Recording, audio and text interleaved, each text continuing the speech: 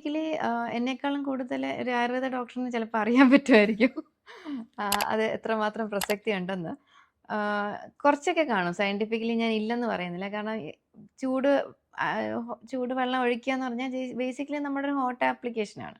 നമ്മുടെ hot application നമ്മുടെ modern മെഡിസിനിലും പറയുന്നുണ്ട്. ഇപ്പം ബാക്ക് പെയിൻ ഉണ്ടെങ്കിൽ നമ്മുടെ കുറച്ച് എന്തെങ്കിലും ഓയിൻമെൻറ്റ് ഇട്ടിട്ട് ഹോട്ട് ആപ്ലിക്കേഷൻ ചെയ്യുന്ന പോലെയാണ് തൈലം തേച്ചിട്ട് ഈ വേത് വെള്ളം ഒഴിക്കുന്നത്. അതും എല്ലാത്തിനും സയന്റിഫിക് റീസൺസ് ഉണ്ടാവും. പിന്നെ കഷായം എനിക്കതിനെപ്പറ്റി ആധികാരികമായിട്ട് പറയാൻ പറ്റില്ല. പക്ഷേ എടുക്കാൻ ആഗ്രഹിക്കുന്ന പേഷ്യൻസിനോട് നമ്മൾ ഒരിക്കലും വേണ്ടാന്ന് പറയില്ല. കാരണം അതുകൊണ്ട് ദോഷമൊന്നും ഉള്ളതായിട്ട് അറിയില്ല. പിന്നെ ഈ അരിഷ്ടവും കഷായമൊക്കെ കൂടുതൽ കുടിക്കുന്നവർക്ക് എനിക്കറിയില്ല, ഞങ്ങൾ കണ്ടിട്ടുള്ള കുറച്ച് ശതമാനം സ്ത്രീകൾക്ക് ലിവറിന് എൻസൈംസ് കൂടുതൽ കണ്ടിട്ടുണ്ട്.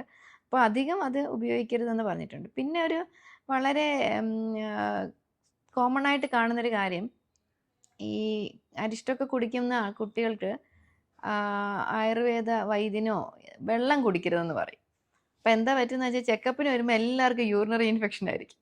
അപ്പോൾ കഴിയുന്നതും നിങ്ങൾ അത് കഴിക്കുന്നതിൻ്റെ ഒപ്പം വെള്ളം കുടിക്കുക എന്നുള്ള കാര്യം ഞങ്ങൾ പറയാറുണ്ട്.